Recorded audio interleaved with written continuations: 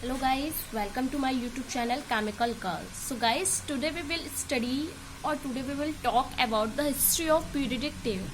So guys, what is the history of periodic table and how can we achieve the periodic table? So guys, today we will talk about this.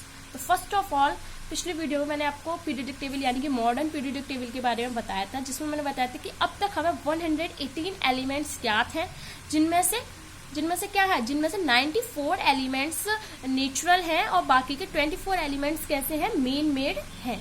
पिछले video में हमने बात की थी कि modern periodic table को 4 blocks में बांटा गया था, जिनका नाम था SPDF, है ना। और मैंने उसमें आपको मेटल्स, नॉन मेटल, मेटलॉइड्स के बारे में भी बताया था, हर एक ब्लॉक की विशेषताएं बताई थी। उसमें 18 वर्ग थे, 18 वर्ग के बारे में बताया था, 7 पीरियड के बारे में बताया था। तो गाइज मैंने आपसे उस वीडियो में कहा था कि हम इसकी हिस्ट्री यानी कि मॉडर्न पीरियड टेबल की हिस्ट्री के बारे में नेक्स्ट वीडियो में बात करेंगे। तो चलिए आज हम बात करते हैं। तो गाइज सबसे पहले क्वेश्चन था कि आखिर पीरियड टेबल को बनाया क्यों गया। अब पीरियडिक टेबल ही नहीं, आखिर एलिमेंट्स को व्यवस्थित करने की बात सोची क्यों गई, है ना। तो आपको पता है कि हम विभिन्न वस्तुओं को, बहुत सारे एनिमल्स को, मैंस को क्या करते हैं, उनके गुण धर्मों के आधार पर क्लासिफाई यानी कि वर्गीकृत कर सकते हैं, है ना। और यानी कि क्लासिफिकेशन हमें देखने को भी मिलता है अपनी नॉर्मल लाइफ में। जैसे आप फलों की दुकान पर चले जाइए, फलों की दुकान पर आपको क्या है, केले, सेब, चीकू आपको अलग अलग सेपरेटली रखे हुए मिलेंगे, है ना। ऐसे ही आप क्या करो, आप दवाइयों की दुकान पर चली आइए, मेडिकल शॉप पर चली आइए, तो वहाँ पे क्या होगा, वहाँ पे बुखार की दवाई अलग, दर्द की दवाई अलग, एंटीबायोटिक अलग, है ना, एंटीसेप्टिक अलग, सब औषधियाँ यानी कि दवाइयाँ आपको क्या हुआ, अलग अलग रखी हुई मिलेंगी। जिससे क्या होता है कि जो दुकानदार होता है वो आपको आसानी से जो दवा आपको चाहिए होती है वो आपको निकाल कर दे देता है, उसे भी आसानी होती है और आपको भी हो जाती है ना। ऐसे ही आप किसी शॉप में चली जाइए, कैसे जनरल स्टोर पर, वहाँ पे क्या है, कपड़े धोने का साबुन अलग, नहाने का साबुन अलग, शैम्पू, सब चीज़ सेपरेटली क्या होती है, व्यवस्थित होती है। जिससे क्या होती है, दुकानदार को आसानी हो जाती है ना। तो चलिए अब हम बात करते हैं कि आखिर हमने एलिमेंट्स को व्यवस्थित क्यों किया। भाई मैंने आपको बताया कि हमें 118 एलिमेंट्स ज्ञात हैं। अब कम से कम एक एलिमेंट के बारे में अगर एक जानकारी भी हो तो 118 एलिमेंट्स को लेकर 118 जानकारियां हो गई। इतनी जानकारी को याद रखना टफ वर्क है ना, और अलग अलग एलिमेंट को पहचानना, उनके बारे में जानना, ये भी टफ वर्क है। तो क्या सोचा, आईयूपैक की मीटिंग हुई, आईयूपैक ने डिसाइड किया कि क्यों ना हम कोई ऐसी ट्रिक बनाए जिससे क्या हो, एलिमेंट्स को हम आसानी से लर्न कर सकें, उनकी जो प्रॉपर्टीज हैं उनको जान सकें।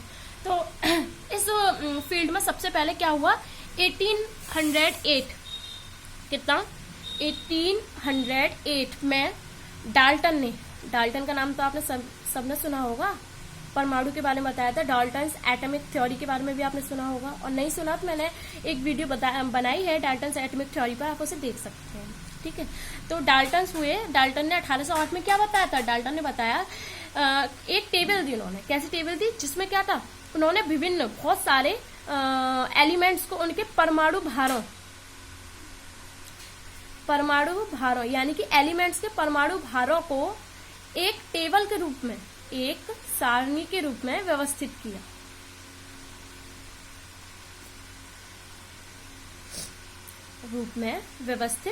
किया, यानी कि क्लासिफाई किया।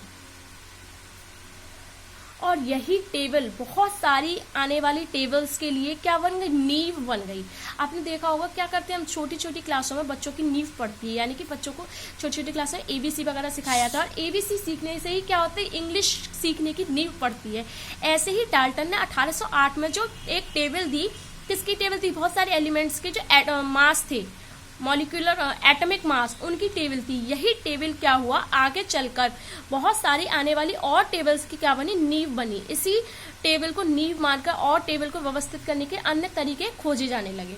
तो इसी वे में कंटिन्यू करते हुए क्या हुआ, आगे एक साइंटिस्ट आए, क्या नाम था उनका नाम था प्राउट ने क्या किया, प्राउट ने कल्पना की थी कि जितने भी एलिमेंट्स होते हैं उनमें आपको पता है कि सारे एलिमेंट्स, पृथ्वी पर कोई भी एलिमेंट हो, कोई भी मैटर हो, उसमें क्या, सब में एटम होता है। यानी कि उन्होंने बताया कि जितने भी एलिमेंट्स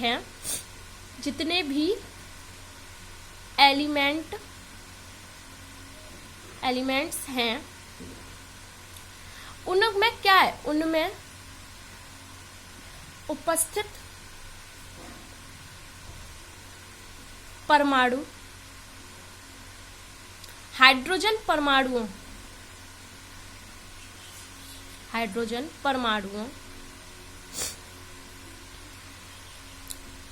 के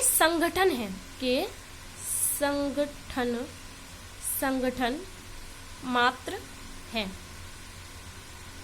ये बात किसने बताई थी? ये बात बताई थी प्राउट ने। किसने बताई थी? ये प्राउट ने ये वाली बात बताई।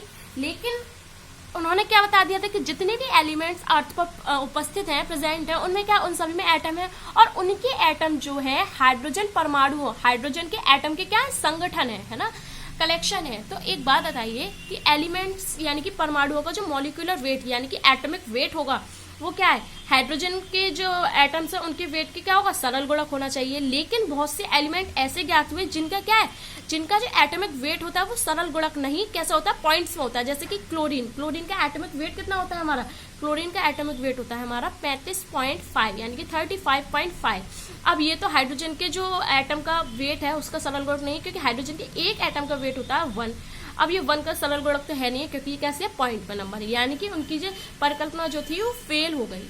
ठीक है, आगे नए साइंटिस्ट आए 1817 में। कौन थे? डॉवेनायर, जर्मन साइंटिस्ट वुल्फगांग डॉवेनायर। कौन थे? वुल्फगांग डॉवेनायर।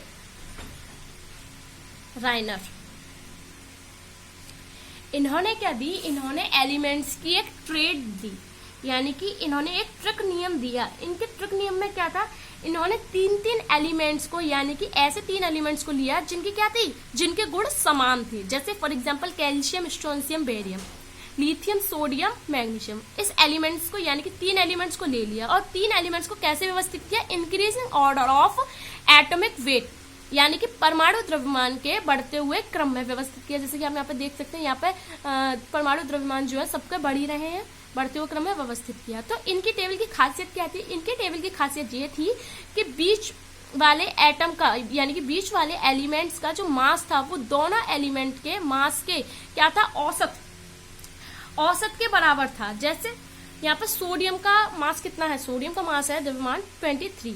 अब ये कैसे होगा देखिए, यहाँ पे लिथियम का कितना है 6.9, पोटेशियम का कितना है 39। अब इन दोनों का औसत कितना होगा, प्लस और अपॉन 2, तो 9 और 9 18, कैरी 1, और सॉरी ऐसे नहीं जोड़ेंगे, इसे ऐसे जोड़ेंगे, जैसे 6.9 और ये 39, पॉइंट के नीचे हमेशा पॉइंट आना चाहिए। ये हो गए 9 और ये 9 15 और ये 45.9।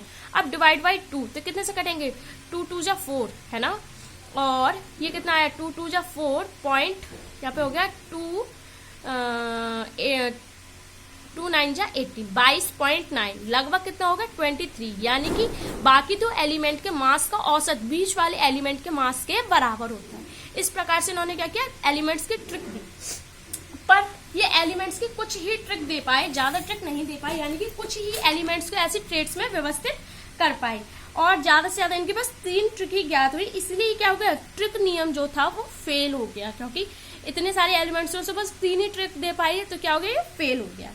तो आगे चल के जब कोई नियम फेल हो जाता है तो नया नियम आता है। तो नया नियम आया, नए साइंटिस्ट आए, न्यूलैंड। कौन आए, न्यूलैंड आए कितने में, यानी कि 1866 में इन्होंने क्या दिया, इन्होंने अपना नियम दिया।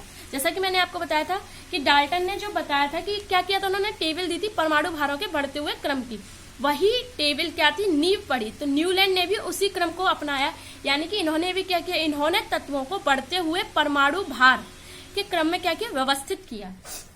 देखिए ये व्यवस्थित किया है। उस टाइम कितने एलिमेंट्स ज्ञात थे, उस टाइम ओनली 56 एलिमेंट्स ज्ञात थे।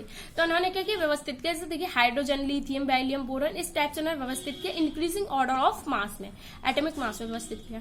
अब इनके टेबल की खासियत क्या थी, इन्होंने सहारा लिया किसका, संगीत के स्वरों का, सा रे गा मा पा धा नी।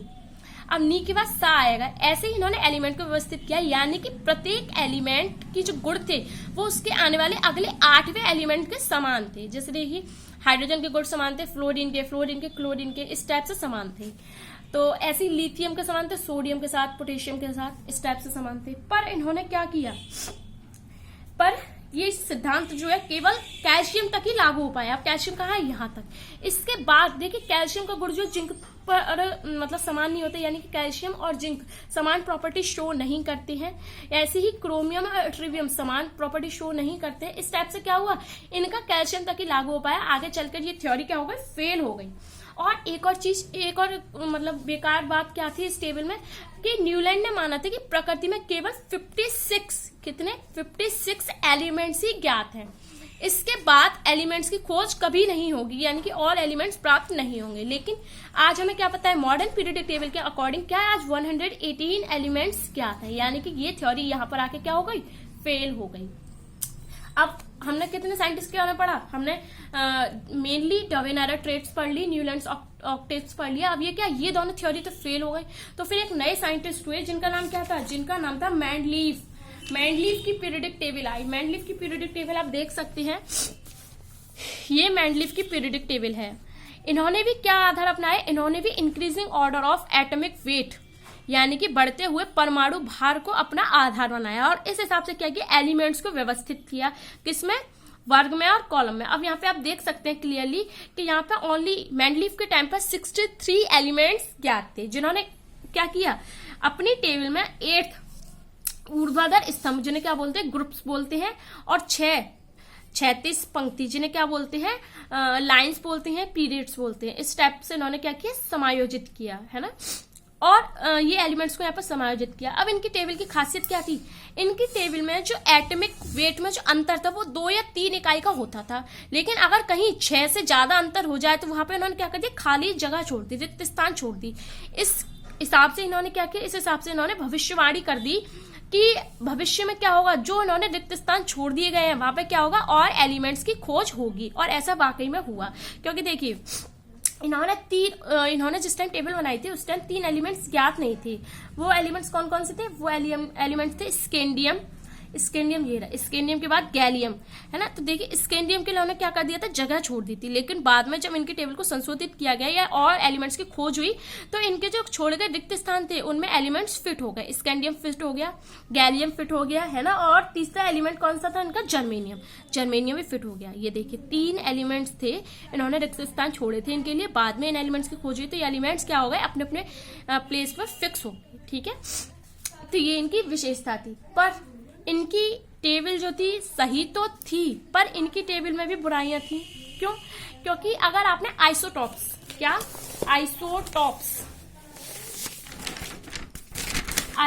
के बारे में सुना हो तो आइसोटॉप्स क्या होते हैं, यहां पर मैं लिख रही हूं,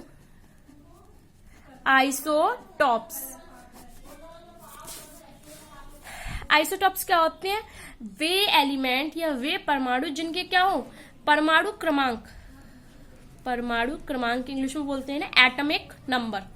परमाणु क्रमांक कैसे हो, सेम हो, परंतु परमाणु भार, एटॉमिक मास कैसे हो, भिन्न भिन्न हो।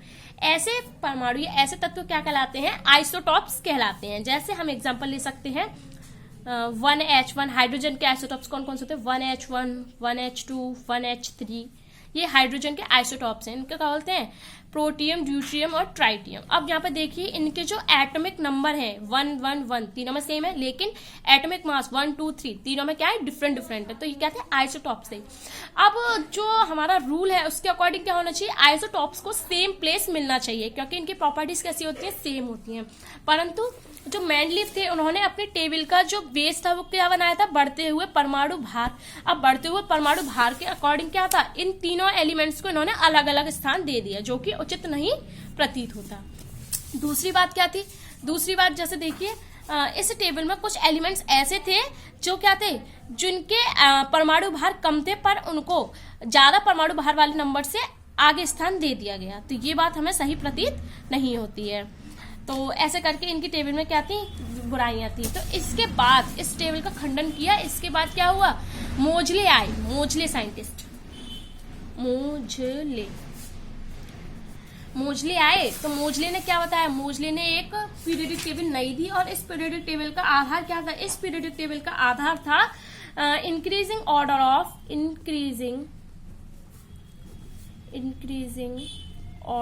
Of atomic number. यानी कि मोजले साइंटिस्ट आए थे, कब आए थे ये साइंटिस्ट आए थे 1913 में। और 1913 में आने के बाद इन्होंने क्या किया, मेंडलीफ की आवर्त सारणी को, यानी कि मेंडलीफ की जो सारणी थी उसको संशोधित किया और क्या बताया था कि अगर एलिमेंट्स को कैसे व्यवस्थित करें, increasing order of atomic number में व्यवस्थित करें तो हमें एक टेबल प्राप्त होगी जिसमें क्या था, जिसमें समान गुण वाले तत्व एक ही वर्ग में आ जाएंगे, ठीक है, और अलग अलग गुण वाले तत्व एक आवर्त में आ जाएंगे। तो इस हिसाब से क्या थी, मेंडलीफ की दो जो कमियां थी वो तो सुधर गई। कैसे कि समस्थानिक जो थे, समस्थानिक एक ही जगह पर आ जाएंगे सारे समस्थानिक, क्योंकि क्या था, इनका जो आधार था क्या था, एटॉमिक नंबर, और समस्थानिक के एटॉमिक नंबर कैसे होते हैं, समान होते हैं, ठीक है। और दूसरा आधार क्या था, परमाणु भार। मेंडलीफ ने क्या किया था कि अधिक परमाणु भार वाले तत्वों को पीछे रख दिया था, कुछ तत्व में ऐसा हुआ था, और कम परमाणु भार तत्वों को आगे रख दिया था। तो ये भी जो समस्या थी वो मोजले की पीरियोडिक टेबल में सुधर गई। तो अब ये पीरियोडिक टेबल सुधर गई, परंतु इसकी पीरियोडिक टेबल में भी कुछ कमियां थी। उन कमियों को दूर करते हुए 3 साइंटिस्ट हुए जो मैं आपको पहले बता चुकी, जिनका नाम था रांग, बर्नर और बरी। उन्होंने क्या किया, उन्होंने मॉडर्न पीरियोडिक टेबल को बनाया जो आज आपके सामने प्रदर्शित है। ये मॉडर्न पीरियोडिक टेबल है, ये मॉडर्न पीरियोडिक टेबल को बनाया। तो गाइस यहाँ तक थी इसकी हिस्ट्री, यानी कि मॉडर्न पीरियोडिक टेबल को कैसे बनाया गया, बहुत मैंने आपको शॉर्ट में बताया गया है। आई होप आपको एक आइडिया तो हो गया होगा कि कैसे कैसे करके किन किन कठिनाइयों का सामना करके हमने क्या कि मॉडर्न पीरियोडिक टेबल को प्राप्त किया। तो thanks for watching this video.